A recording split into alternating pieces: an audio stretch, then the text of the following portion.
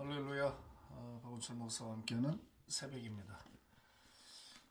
어느덧 또 주일입니다. 아유, 시간이 정말 빠르네요. 번개처럼 한 주간이 또 지난 것 같습니다.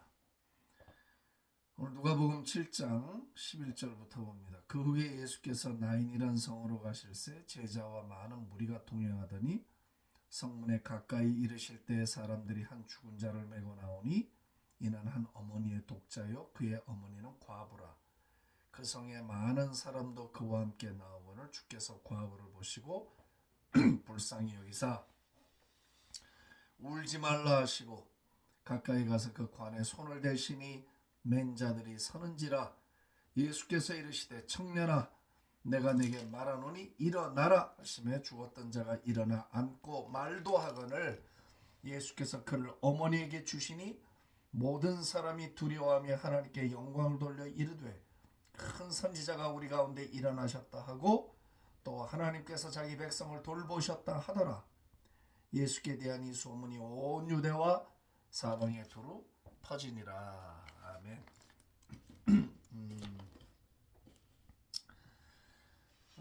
예수님이 공생의 사역을 시작하시고 메시아의 직분을 감당하실 때 하나님의 아들로서 기적부터 시작이 돼요. 한번 생각해 봐야 되죠. 왜 예수님은 말씀 위주의 사역을 하시지 않고 반드시 힐링, 치유하는 일을 이렇게 많이 하셨을까? 반드시 같이 간다고 그랬잖아요. 예수님의 그 redemptive work, 구속의 역사는 반드시 치유하는 일과 같이 가고 있다는 것을 항상 눈여겨보라고 제가 수없이 강조하고 있습니다. 왜냐하면 그것이 구속의 사역의 원형이기 때문에 그래요. 구원이라는 말에는 영만 구원한다는 뜻이 아니에요. 전인적 구원이에요. 영을 구원하고 혼을 구원하고 육을 구원하는 거예요. 이게 구원이에요. 우리는 항상 영혼의 구원에만 초점을 두고 그것도 애매하죠. 영인지 혼인지 영혼인지 뭉뚱그려서 말을 하니까 애매하지만 명확하게 성경은 3분설이에요. 영과 혼과 육이에요. 근데 성경이 말하는 구원은 이 세 개가 다 구원을 받는 거예요. 홀리스틱, 아주 전인격적인 구원을 말하는 것이거든요. 그래서 예수님은 기적을 참 많이 행하셨어요. 구원, 우리의 영혼이 구원을 받아서 천국 백성이 되고 죄 씻음을 받고 그리고 영생을 소유하는 것과 동시에 우리의 몸도 구원시키기를 주님은 원하셨던 거예요. 우리의 몸의 구원이 영원하진 않아요. 또 육은 언젠가 죽어요. 죽지만 구원이 무엇인가를 우리에게 보여주시고 있는 거예요. 미래 완성될 구원의 형태는 뭐냐? 우리 몸도 구원을 받아야 된다는 거예요. 몸도. 부활의 몸도요. 이 몸에서 크게 벗어나지 않아요. 이 체구에서 크게 벗어나질 않아요. 영광스러운 몸으로, 죄가 없는 몸으로 다시 가장 완성된 몸으로, 가장 피크에 있는 몸으로 우리가 분명히 부활을 하게 돼 성경에 보면. 그러나 지금 내 이 형체와 상관없는 완전히 다른 형체로 우리의 몸이 입지 않아요. 성경을 보세요. 어떻게 말하고 있는가. 그러므로 어차피 죽을 사람을 왜 살리는가? 아니요. 그것은 앞으로 우리가 입게 될 몸의 구원에 관한 하나의 사인으로서 우리에게 보여주시고 있는 거예요. 또 왜 질병을 이렇게 많이 고치셨는가? 거기에는 또 하나의 이유가 있어요. 그것은 뭐냐면 His mercy, 긍휼함 때문에. 그 아버지의 긍휼, 죄로 인해서 고통받는 자기 백성에 대한 하나님의 긍휼과 자비 때문에 그래요. 불쌍하니까.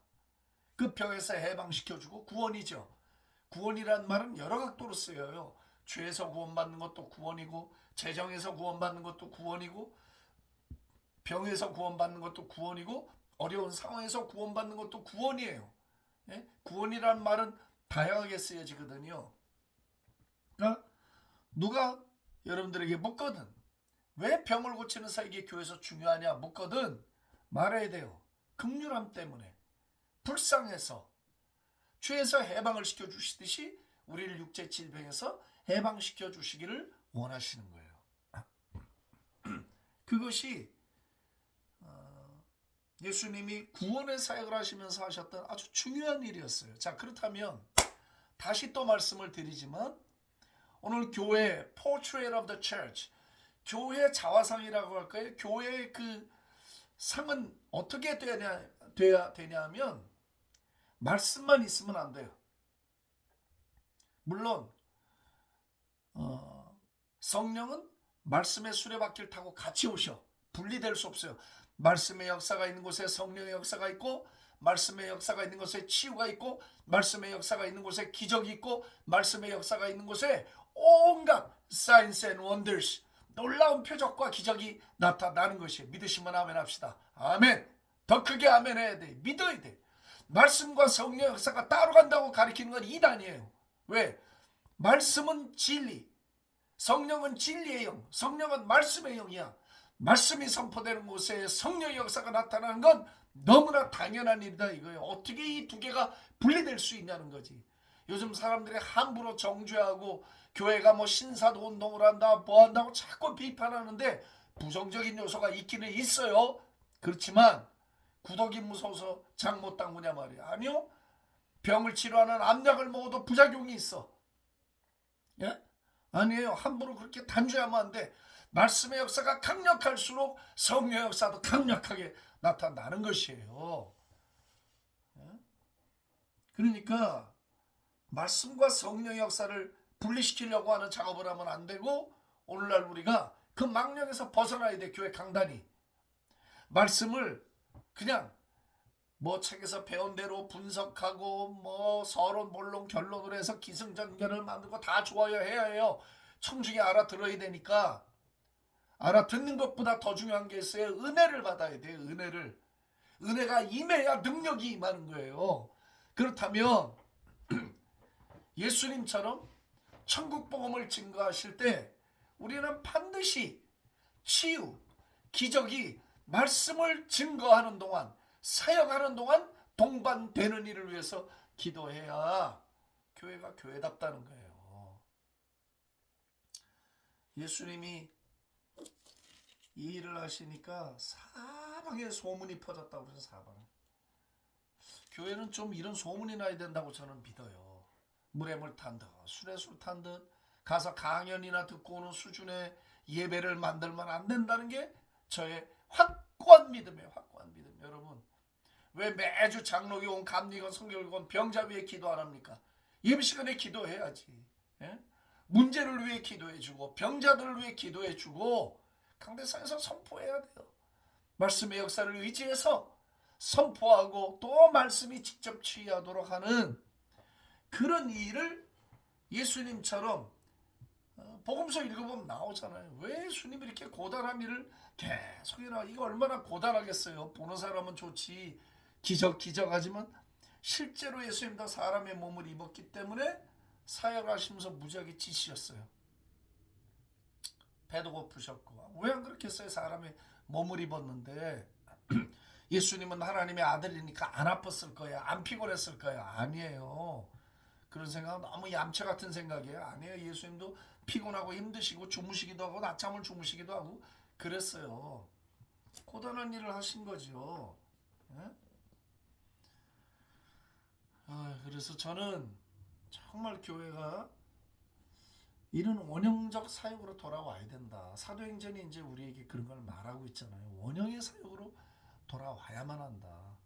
그냥 막 논리만 난무하고 막 그런 그 문학적 수사나 그냥 화려한 이야기들이 난무하는 것, 그것이 아니라 천국 복음과 함께 능력이 나타나는, 사람을 치유하고 정신병자 고치고 귀신이 쫓기고 문제가 해결되고 구원받는 이런 놀라운 역사들이 교회 안에 회복이 돼야 된다.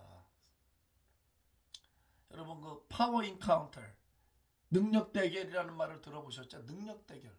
영의 세계는 능력 대결이야. 하나님의 편인 성령의 역사와 악한 것들은 악한 영들의 역사가 있어요. 네? 영혼을 놓고 생명을 놓고 싸우는 싸움은 영적 싸움이야. 힘이 센 쪽이 이기게 되는 거예요. 파워 인카운터를 해야 되는 거예요. 그래서 교회는 반드시 예수님이 하셨던 이런 치유의 사역을 가지고 가야 한다. 내가 이런 설교를 하고 나니까 말씀에 은혜를 받은 얘기는 안 하고 열정이 있다, 열심이 있다, 이딴 소리나 해요. 그 뭐를 들은 거예요 도대체? 굉장히 답답해. 그런 얘기를 들을 때는 하나도 기쁘지 않아요. 교회 본질의 이야기를 하고 있는데 엉뚱한 데서 은혜를 받으면 안 되지. 그래서 13절에 보면 이렇게 나와요. 주께서 과부를 보시고 불쌍히 여기사 울지 말라 그랬어요. 영어로 성경에 그래서 his heart broke for her. 그녀를 향해서 예수님의 마음이 깨졌다는 거예요. 마음이 깨졌어.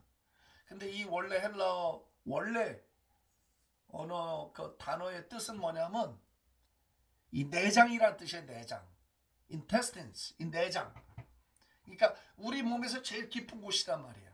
그렇게 깊은 깨어짐의 고통을 느꼈다. 근데 성경 안에서요, 사람의 가장 깊은 애통과 고통을 표현하는 단어가 이 단어 이상이 없습니다. 이게 제일 최고의 표현이에요. 그러니까 예수님이 과부를 향해서 느꼈던 그 마음은 애가 끊어지는, 우리가 애가 끊어진다고 그러죠. 막 장이 끊어지고 애가 끊어지는 듯한 그런 긍휼과 고통을 예수님이 느끼셨다는 거죠.